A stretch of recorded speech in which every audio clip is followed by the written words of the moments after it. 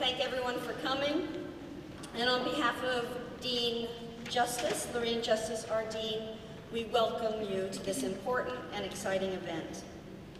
The College of Imaging Arts and Sciences includes a diverse group of students and alumni with traditional and non-traditional career paths. Our graduates and alumni are charting the path for creativity and innovation in the art and design fields. The goal of this event is to offer career-related programming and an opportunity to meet professionals from the creative industry and get feedback on your portfolios and make valuable connections that may help your career. Face-to-face time is a wonderful thing. Large companies and small agencies are here from Boston, New York, Utah, California, Florida, and many other locations. We have 50 companies, over 100 representatives participating this year. Many of these professionals include our alumni, returning to campus to represent their companies or to share their experiences and advice. Nearly half of them are alumni, which is remarkable. We will kick off the day with a speaker, Michael Hess, and a panel on important career topics. The one topic Michael Hess will speak about is creativity and commerce, the battle and the balance. It's going to be very exciting. At 2 p.m., the industry day opens and the portfolio areas open. The industry day will go until 6 p.m. The portfolios will go until 4 p.m. The event is sponsored by the Office of Co-op and Career Services and the College of Imaging Arts and Sciences. You always hear CIAS. We welcome your feedback and ideas, and that really helps us to shape next year's event. A special thank you should go to Gretchen Baruto and Shauna Newcomb, who really made this, they're the glue that made this event happen. I'd like to tell you just a little bit about Michael Hess's talk today, Creativity and Commerce, the Battle and the Balance. Creative people typically have highly evolved or dominant right brains, where imagination, intuition, fantasy, and similar free and subjective thinking happens. Conversely, their left brains, where analysis, linear thinking, logic and objectives, reasoning happens. Often this takes a backseat. And being a righty can pose challenges because those very same traits that make someone wonderfully creative can clash with some of the needs and realities of the business world. In his keynote presentation, Michael Hess will talk about these challenges and how they can affect career progression, from job search to daily work life to climbing the ladder or even taking the leap into entrepreneurship. As both a creative person and a business owner, he'll give real-world examples of creative commercial dynamic, as well as advice on how to navigate for success in your professional life. In a minute, I'll introduce him, and I'm very happy and delighted that we have him here to share with us today. He is the founder and CEO of Scuba Design. But I would like to tell you about him having over 20 years of experience in consumer product design, product sales and marketing, product development, entrepreneurship, and executive management. He also writes a twice-weekly column, Business with Class, for CBS News and serves as both formal and informal advisor to other entrepreneurial areas and businesses, and he holds multiple patents with many pending. He has over a dozen product and brand trademarks. And when reviewing some of his titles for his recent articles, I was immediately pulled in and curious. Some of those titles are such: Is kindness a realistic customer service strategy? The 3 most painful words in web development. I was really curious to see those. I'll let you look that up. Great customer service starts with 7 letters. Think what word that could be. Empathy is the word. When you should pick up the phone and why. And this last one, I'm so interested to hear about the details. I'm breaking the law and loving it. In fact, I was most intrigued with his most recent article that just came out this week called The Joys of Slingshotting Unhappy Customers. I thought, what could that be about? In this article, he makes a case for being determined, persistent, and positive. He gives concrete examples on how to do what he calls, on how to take what he calls preemptively unhappy customers. I think we've encountered many people like that at times, and slingshotting them into some of the happiest and loyal, most loyal customers.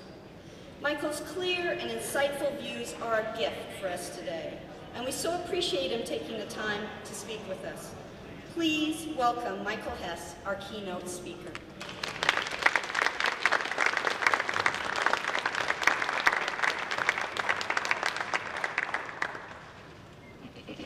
Thank you very much, Carol, for the very kind introduction. Holy crap, that's a high bar that Carol just said.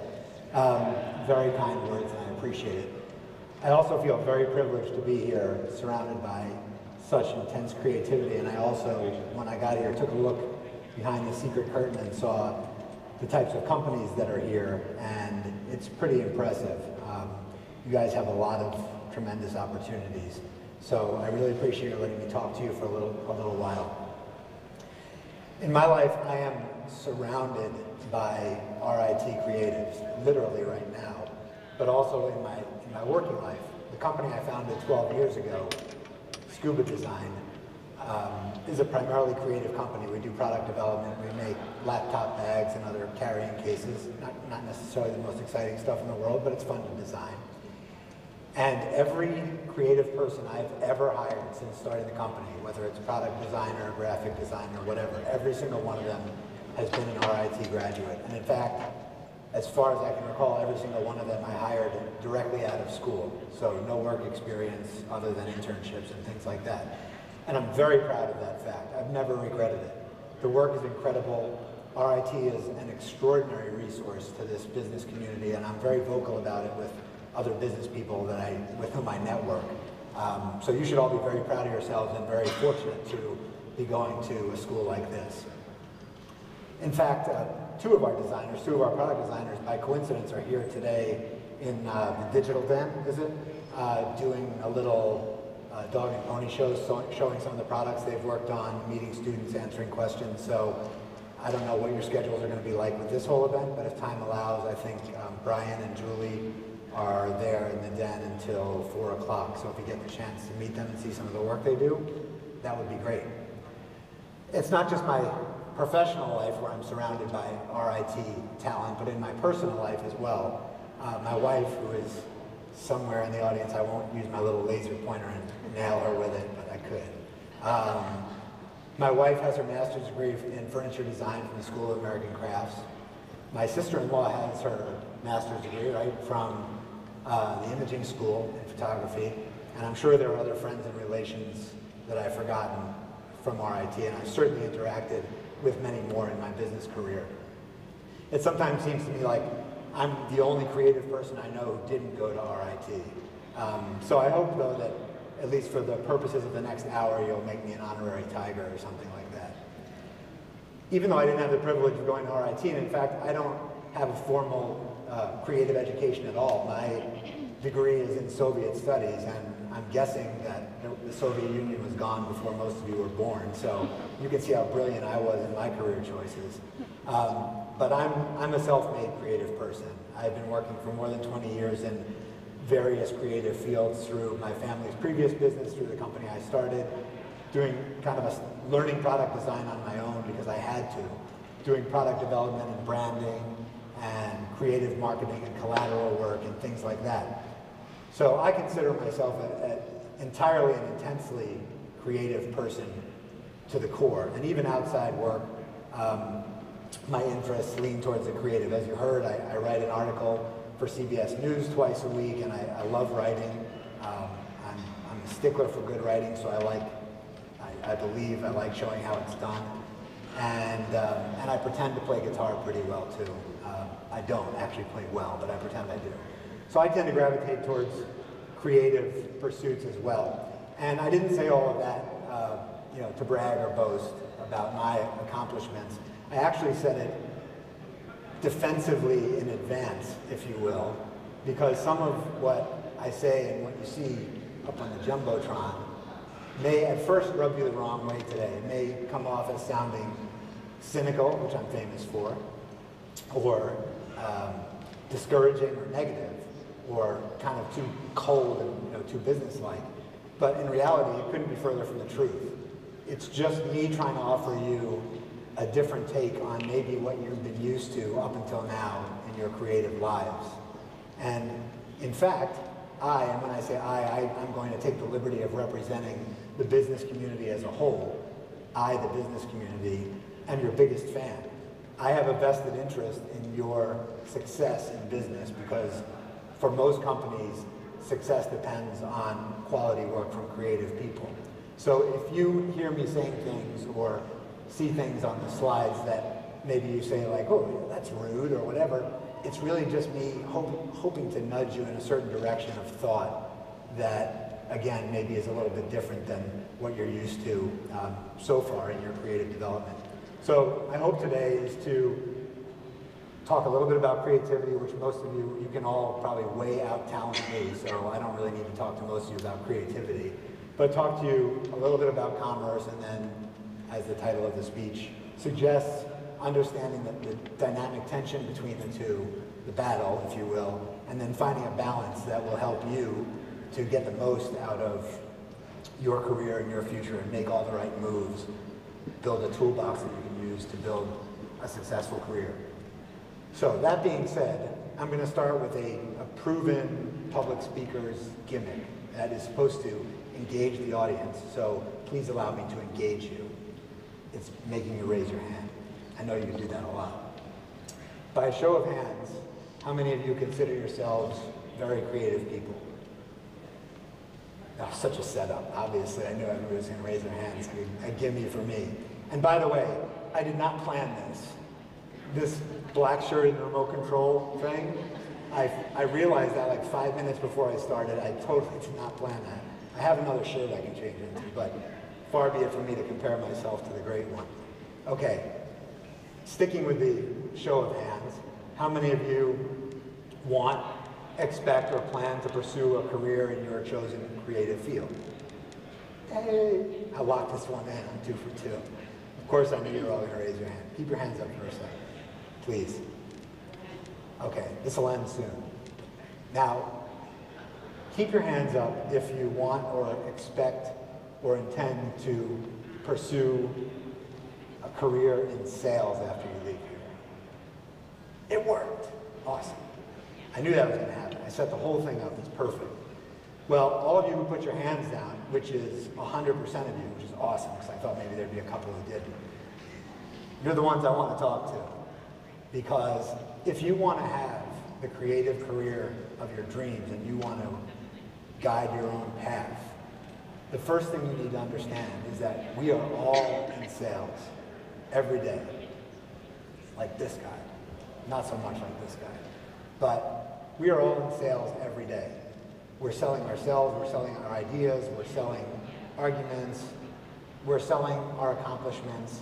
And although it may not seem like sales because you're not knocking on someone's door with a physical object, you're not, selling magazine subscriptions or light bulbs or Girl Scout cookies, so you're not handing over a tangible object and taking cash necessarily, but you are selling, and selling is commerce. It starts with when you leave here and go to get a job, what's the first thing you're selling? Yourselves. You're selling your resume, your portfolio, your talents and abilities. And that's a big sale. It's the biggest sale of your life. And what you hope to get paid for this commodity that you're selling is, number one, to get a job, and with that job, get a paycheck.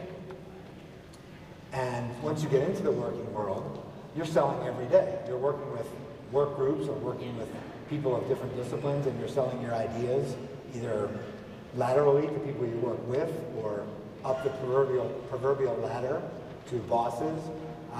You're selling arguments and debates, and as you want to get promoted and move up the corporate ladder, you're selling your accomplishments. This is what I've done for the company. That's a sale in the most real way possible. This is selling, and this is commerce. So, unless you want to do art for art's sake and just to gratify yourselves, whether it's to be a starving artist or do it as a hobby, if you're not interested in making a living in your field, then this isn't for you. But I'm assuming it's pretty clear that most of you are here because you are. So if you intend to make a living in your field, then the very first thing that you have to understand and acknowledge is that you are in sales and you are a commercial person, whether it rubs your creative sensibilities the wrong way or not.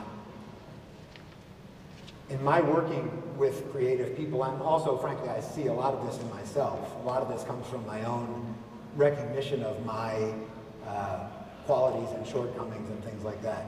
But in my extensive work with creative people, I've noticed that there's a lot of characteristics that make for really talented, great creative people who put out fantastic work, but at the same time can prove to be challenges to them on the commercial side in their careers and in their ability to navigate the commercial business world. And there's a whole lot of detailed subjects in this general notion that I'm talking about, but given that we only have a little bit of time, what I try to do is distill them into 3 broad concepts of characteristics of creative people, not necessarily everyone, because everyone's in a different discipline, has a different personality, but generally characteristics of creative people that make them do great work but often hurt them in their professional endeavors. So I call it commercial challenges of the creative mind, and I realized after I wrote that it sounds like that movie title, Eternal Sunshine of the Spotless Mind, I think it is.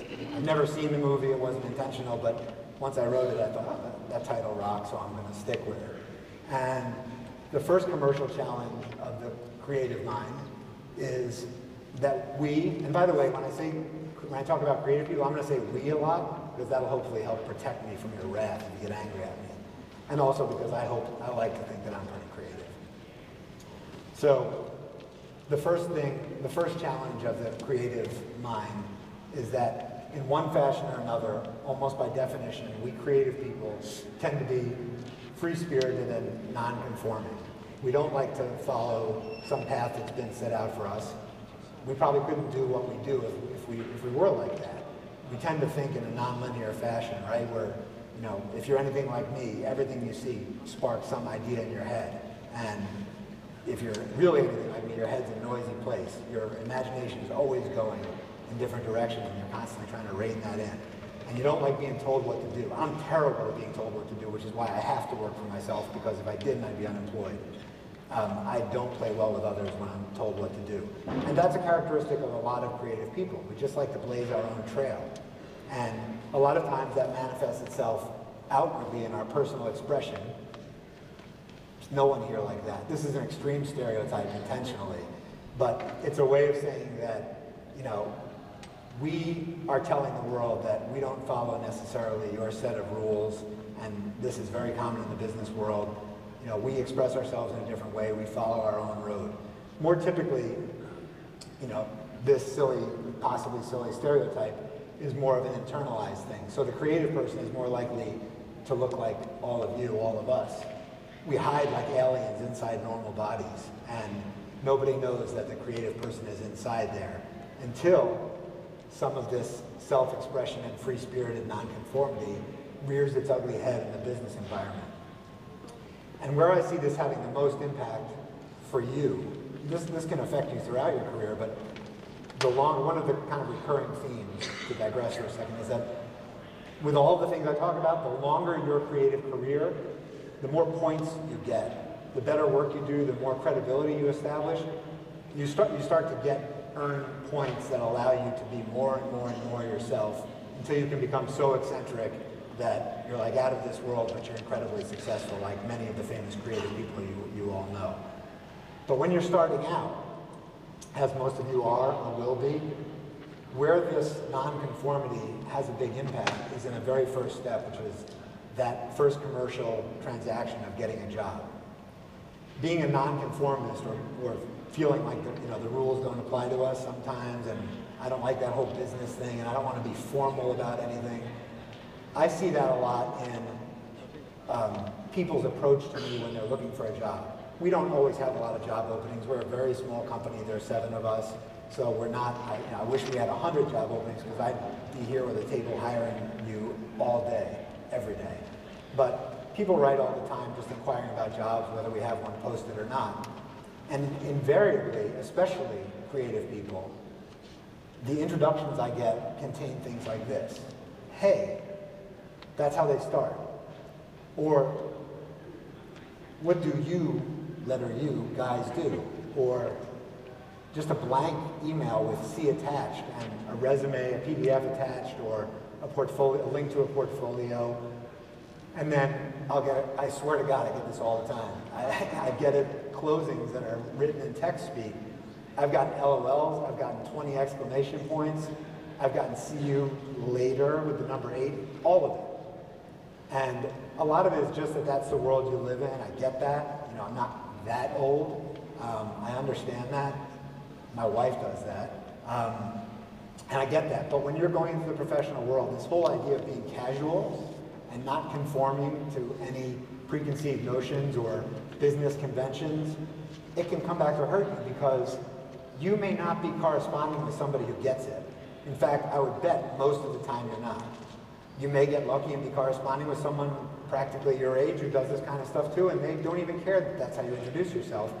But you're more likely to be corresponding with an HR person, a business owner who may be a lot older and who isn't creative, who doesn't get it, who doesn't appreciate casual speak, who thinks that it doesn't speak highly of you as a professional. And where this is going to hurt you is this introduction is what gets somebody to want to read your resume, and the resume is what gets you the interview. If you don't get past this, you're done. This is the knock on the door when you're selling, when you're being commercial.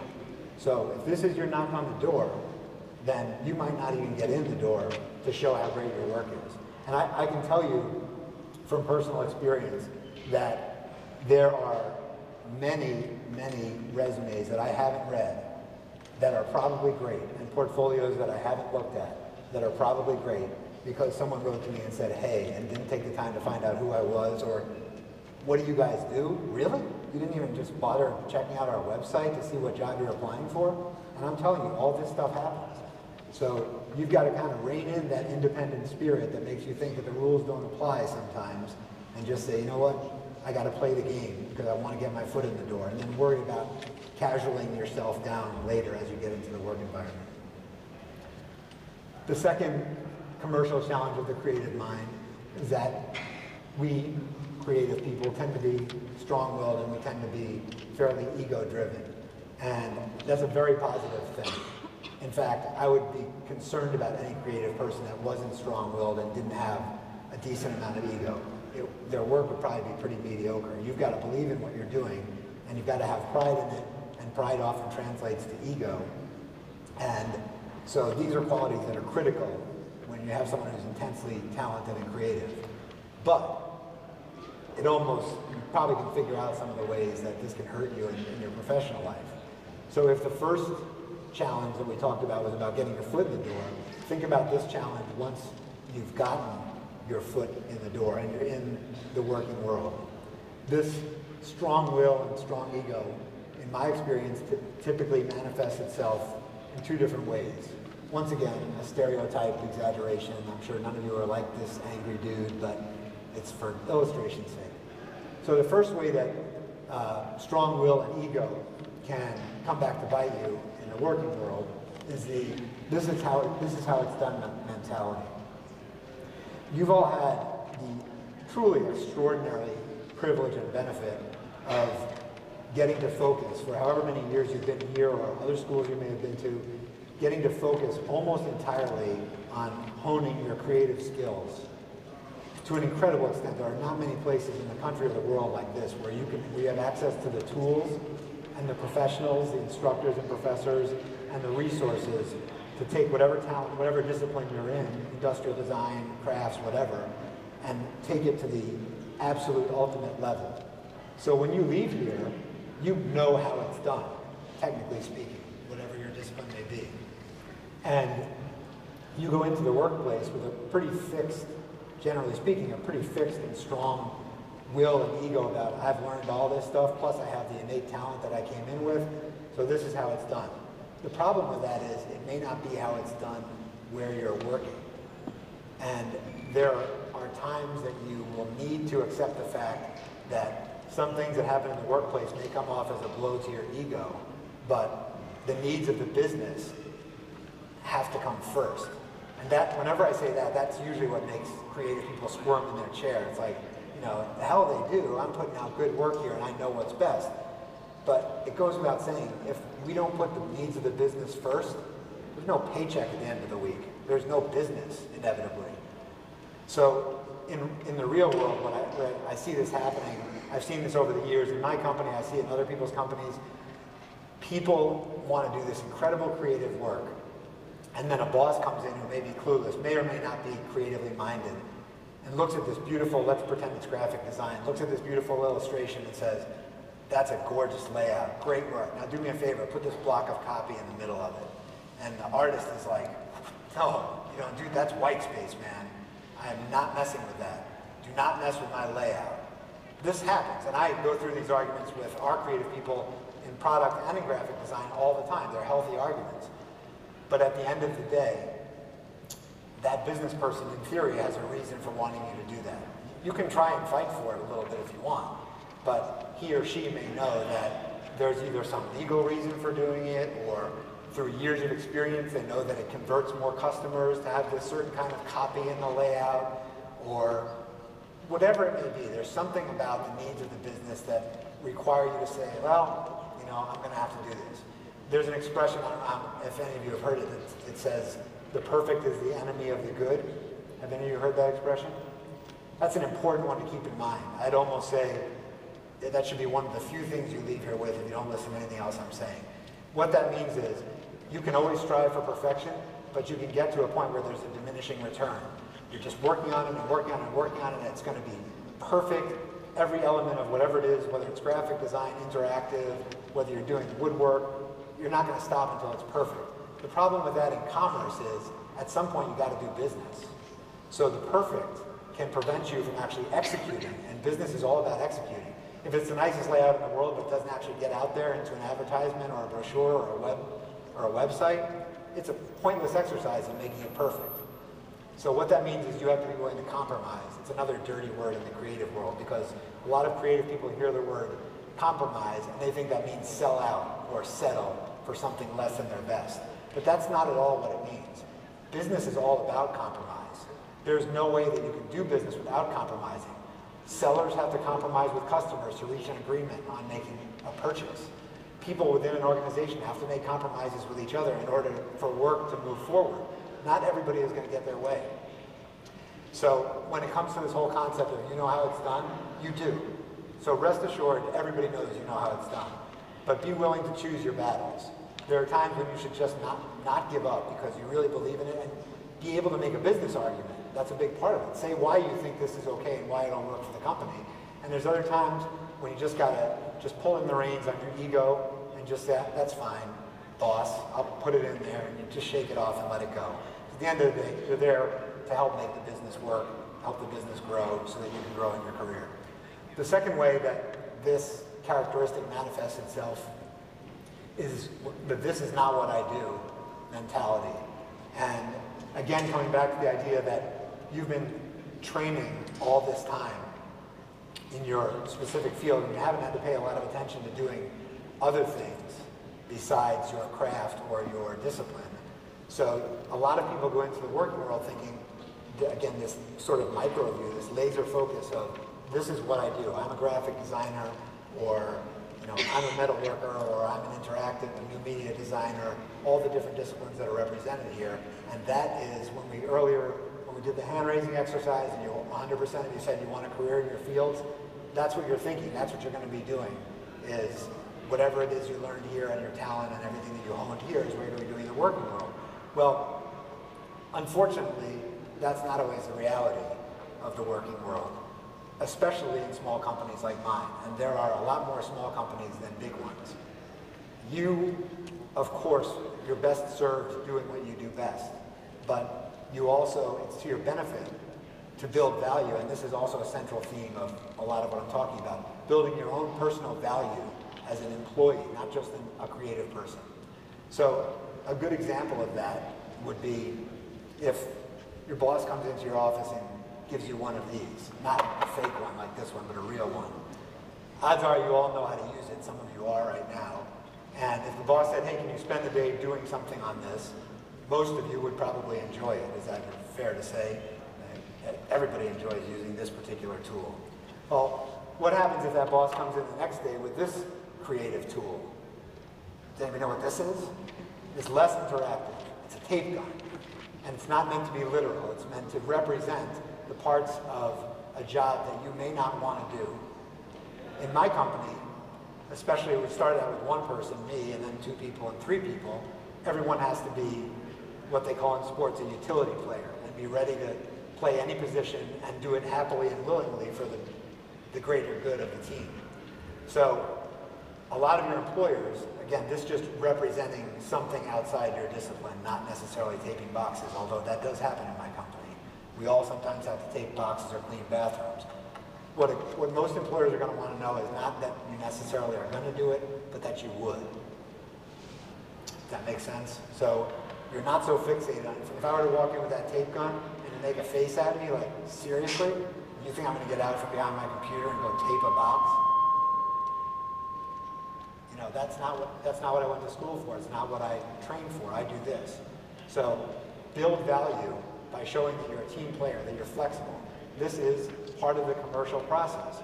You take a longer view and say, I'm going to compromise and sacrifice some of these notions that I have about my creative career so that I can become more important to the company I'm working for and also build a broader skill set for future career moves or even going into business for yourself, which we'll talk about. Excuse me.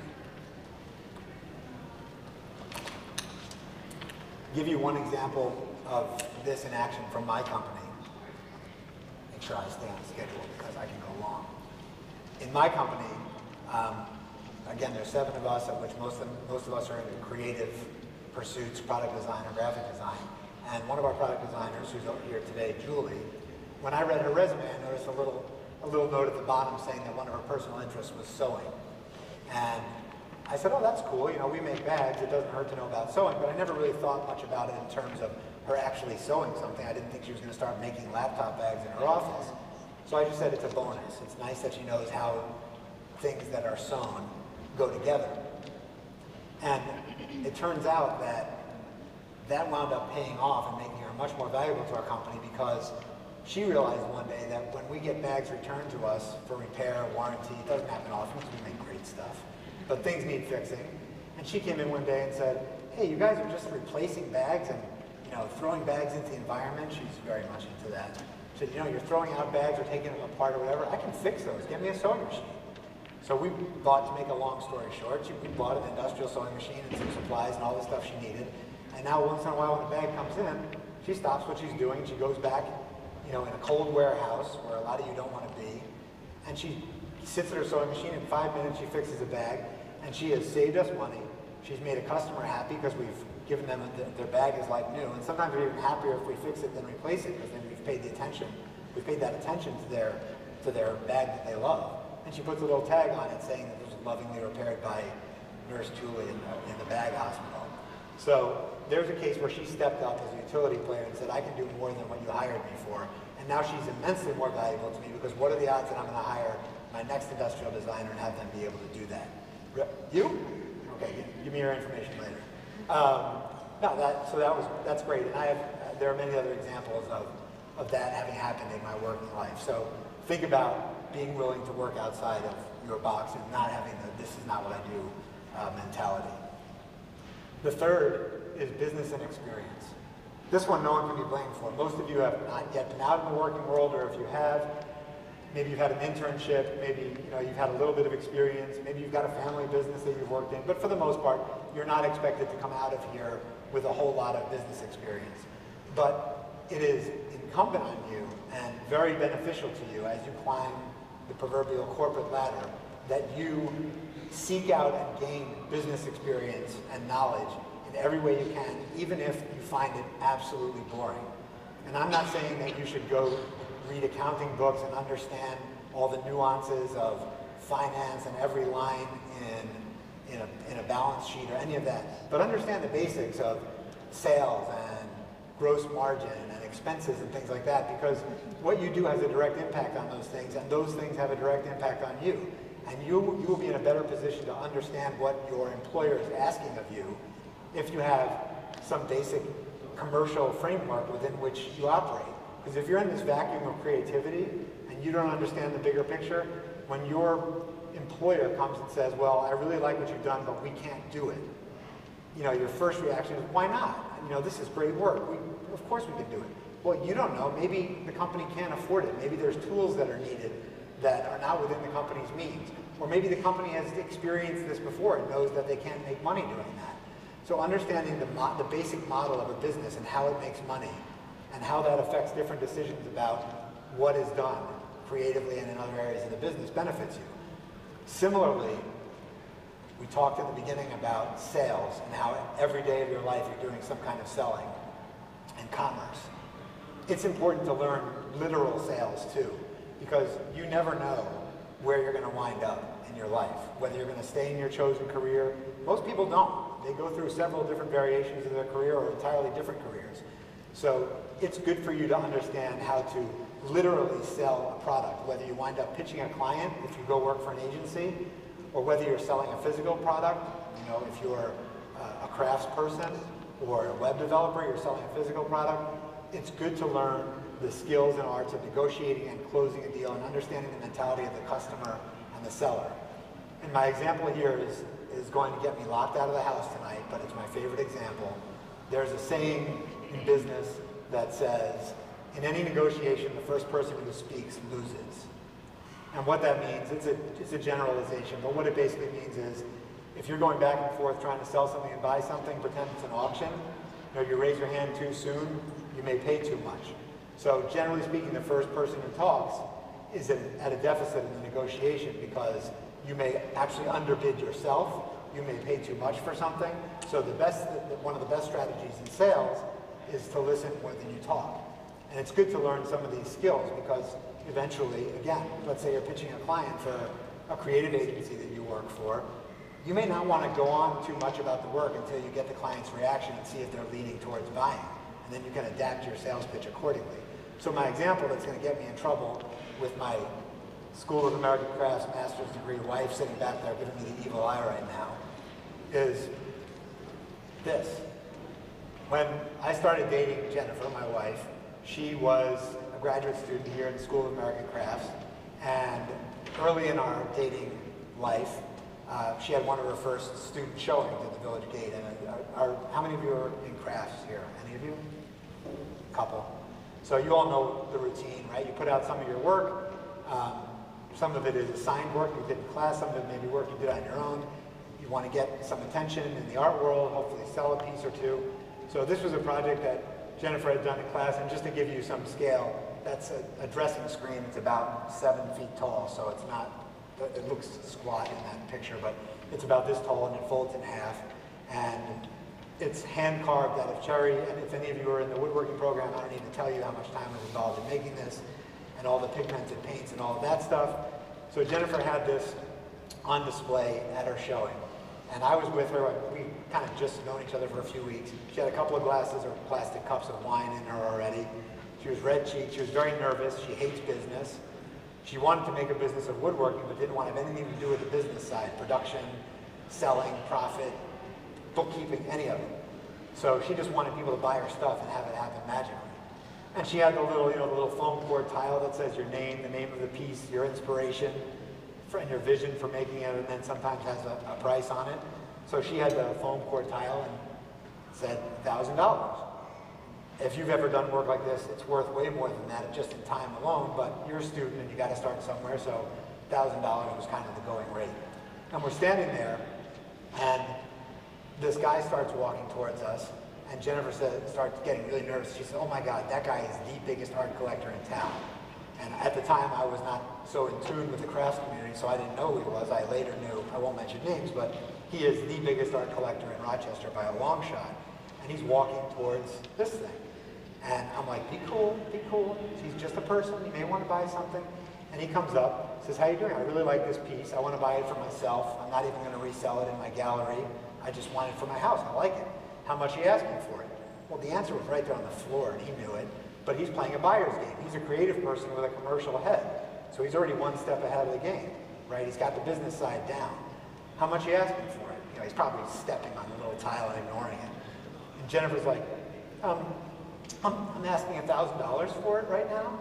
And I'm looking at her like, be quiet, be quiet. And he assumes what I call the art appreciation position, which is 1 foot at 12 o'clock and one at like 2 o'clock and the hand on the chin. Preferably with a beard, but it works without it too.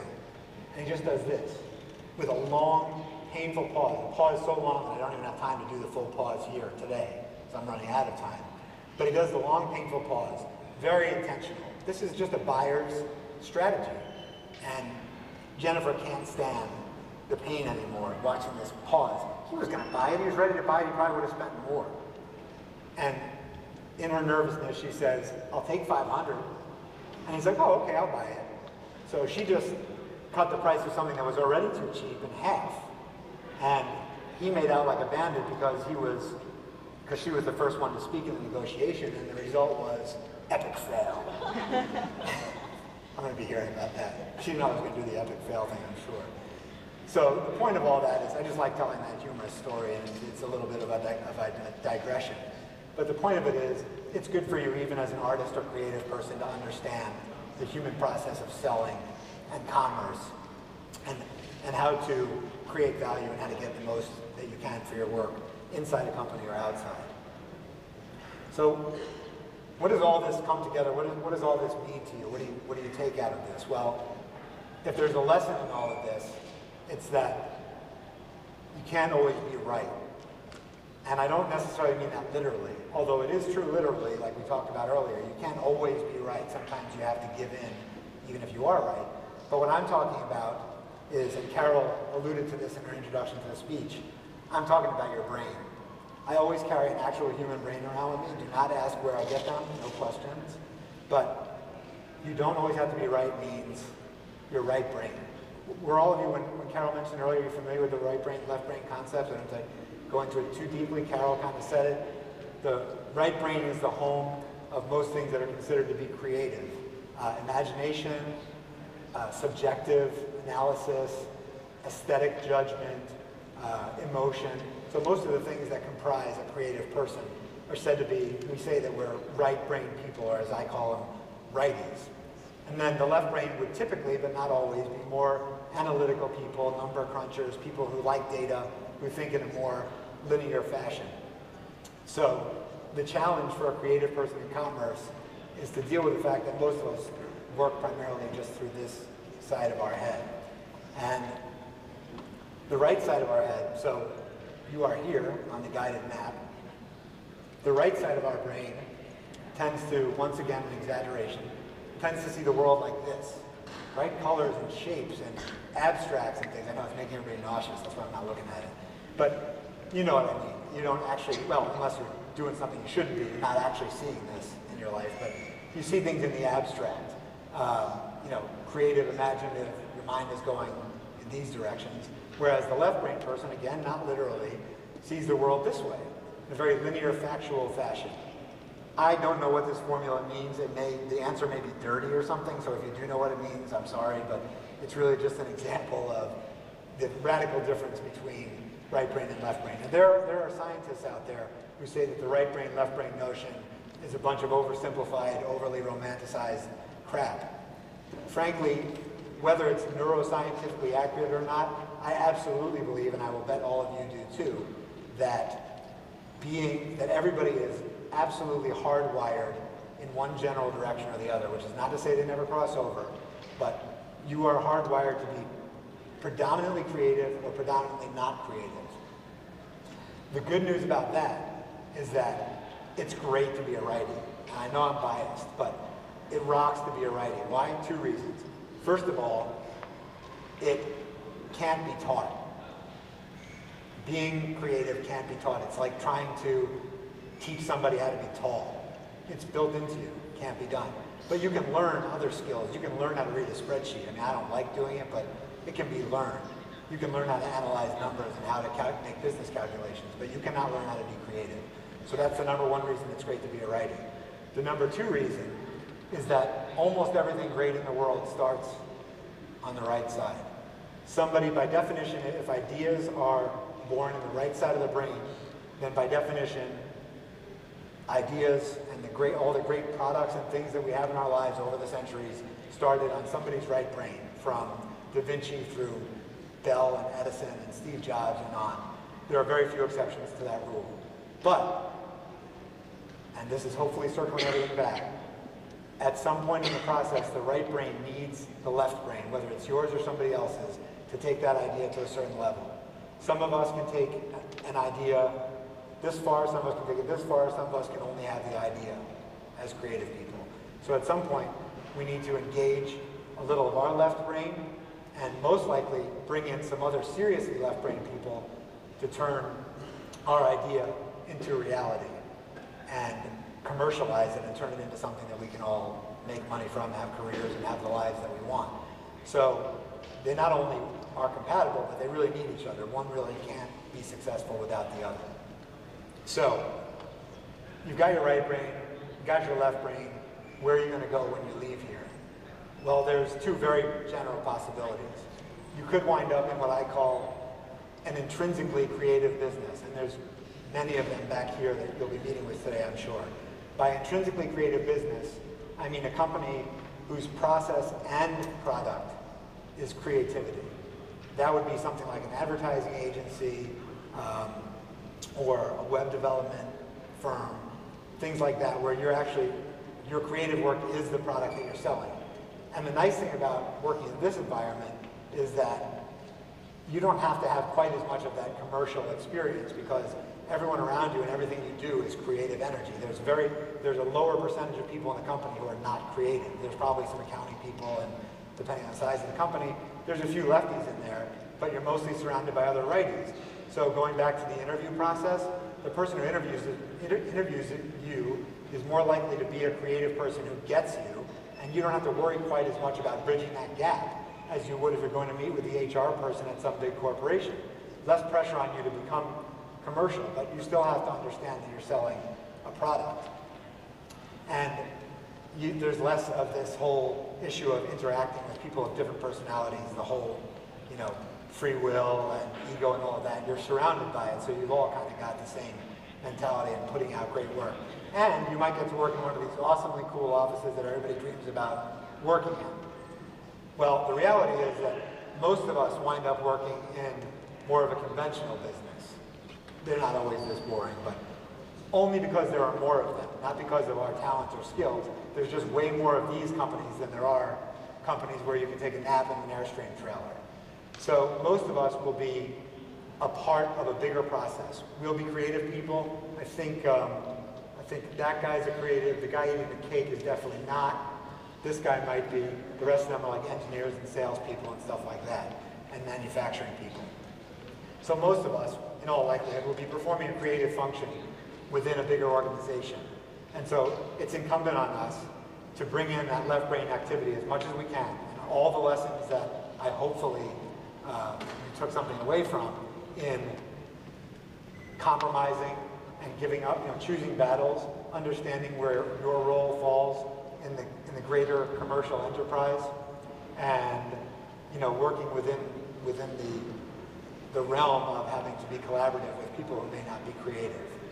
So you may wind up in one or both of these worlds, but being able to engage that left brain and work with left brain people will really build your value as an employee and open doors for you to become more creative and do more of what you want as your career grows.